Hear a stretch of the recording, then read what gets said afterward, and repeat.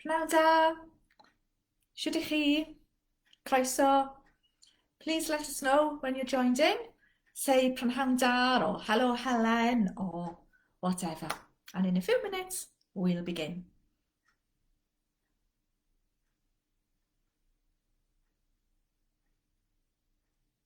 Pnawn da. Remember to hoffi our page as well, and then that'll help us spread the word. Iawn, wel, prynhawn da. Croeso I Warm Up Your Welsh 4 ar brynhawn dydd Iau. A heddiw, dyn ni'n mynd I edrych ar uned 4 yn y cwrs mynediad I ddechreuwyr. Today we're going to be looking at uned 4, unit 4. Nice to see everyone saying hello. Diolch yn fawr. Okay, so yn gyntaf, first of all, our daily recap. Helen dwi. Dwi'n hoffi pasta. Dwi'n hoffi darllen. Dwi'n darllen Lingo, the magazine for Welsh learners. A dwi'n darllen Golwg. Golwg comes from the same stable as Lingo and is a weekly Welsh language current affairs magazine. So, dwi'n darllen Lingo, dwi'n darllen Golwg. Da iawn. Wyt ti'n darllen? Wyt ti'n hoffi darllen? To which you'd answer, ydw, nac ydw. And then, to talk about someone else, my Sam yn hoffi darllen. And yesterday, we learned the really handy phrase to want. My Sam isio. I'll show you my prop. You put the word in at the end. Tell me what Sam wants. And this is a block of cheese. My Sam isio caws. A cuppa. My Sam isio paned. A drink. My Sam isio diod. And one more. Tea, specifically, rather than the paned. My Sam isio tea. Da iawn. So, heddiw, we're going to learn a new verb. And that verb is very easy. It's the verb to go. And the Welsh word is mynd. Mynd. Mynd. You try. Da iawn. So, I'm going. Dwi'n mynd. Dwi'n mynd. Dwi'n mynd. Dwi'n mynd. A chi? You could say it in a very angry way. Dwi'n mynd. Da iawn. Dwi'n mynd. Dwi ddim yn mynd. I'm not going yet. Dwi'n mynd. So, can you see my pictures here? Have a listen.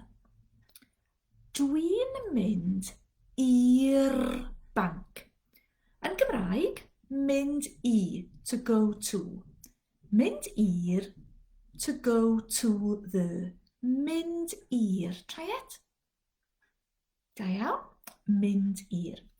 Dwi'n mynd i'r banc. A chi? Dwi'n mynd i'r banc. I'll tell you the word on the next card. You just pop it into the sentence. Caffi. Dwi'n mynd i'r caffi. Da iawn. Garage.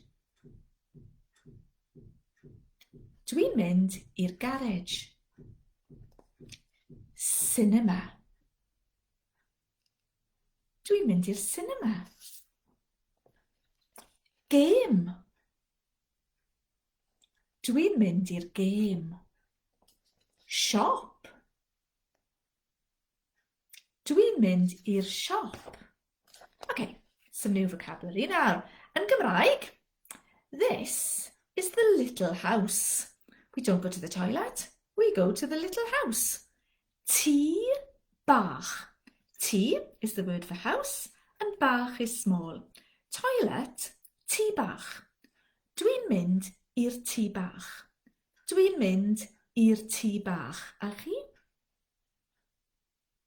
Da iawn, dwi'n mynd i'r tŷ bach. And one more new one. This is gwely. Gwely. Gwely. Dwi'n mynd i'r gwely. No star. Dwi'n mynd i'r gwely. A chi? Da iawn, dwi'n mynd i'r gwely. So this time, no help from me with any vocab. Just pop these into I'm going to the sentence. Dwi'n mynd i'r banc. Dwi'n mynd i'r caffi. Dwi'n mynd i'r garage. Dwi'n mynd i'r cinema. Dwi'n mynd i'r gêm. Dwi'n mynd i'r siop.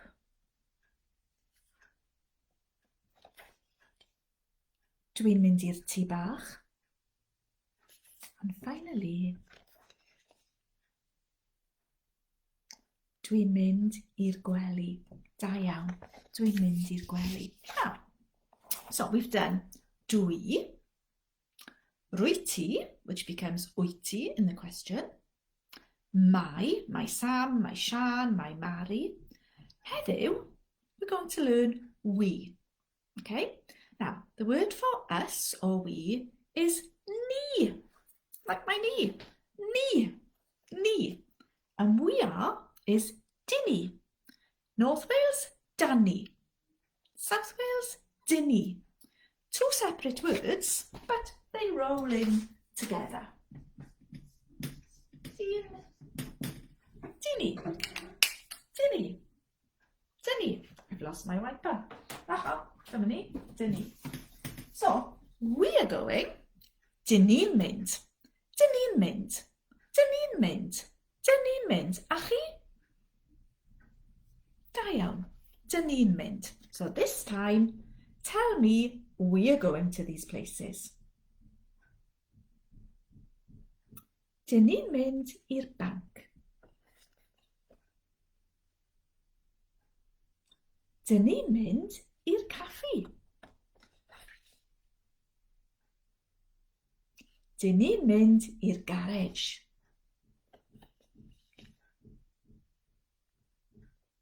Dyn ni'n mynd i'r cinema.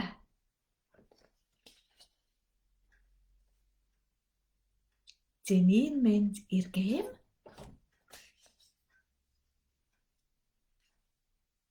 Dyn ni'n mynd i'r siop. Dyn ni'n mynd i'r tŷ bach. Maybe a strange one with we, especially as we aren't in nightclubs at the moment. And dyn ni'n mynd i'r gwely. Da iawn. Dyn ni'n mynd i'r gwely. Very quickly, answer my questions. I'm going to put heddiw at the end, which means today. Just, wyt ti'n mynd i'r banc heddiw? Ydw, nac ydw. Wyt ti'n mynd i'r caffi heddiw?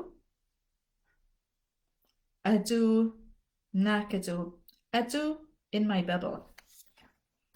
Wyt ti'n mynd i'r garage heddiw? Ydw, nac ydw. Wyt ti'n mynd i'r cinema heddiw? Probably nac ydw. Wyt ti'n mynd i'r gêm heddiw? Nac ydw. Wyt ti'n mynd i'r siop heddiw? Ydw, nac ydw. Well, don't answer wyt ti'n mynd i'r tŷ bach heddiw. But, wyt ti'n mynd i'r gwely heddiw? Ydw, dwi'n mynd i'r gwely heddiw. So, today's new addition has been mynd i'r. Mynd, to go. Mynd i'r, to go to the. With mynd i'r gwely, we don't say to go to the bed in Gymraeg, in English, but in Gymraeg, that's the phrase, to go to bed, mynd i'r gwely. Iawn, that's it for today, apart from to remind you of our website, dysgucymraeg.cymru, learnwelsh.cymru, where you can join up for a beginner's course or any course. Now, beginner's courses are half price, 50% discount, only £45 for a whole year of learning, up to 300 hours if you wish. The more the hours, better value for money you get. And remember to have a look at our resources. Digital resources. Today we've been having a look at Uned Pedwar. So tomorrow is the last of our taster sessions, but for now, dwi'n mynd, dwi eisiau paned. Hwyl!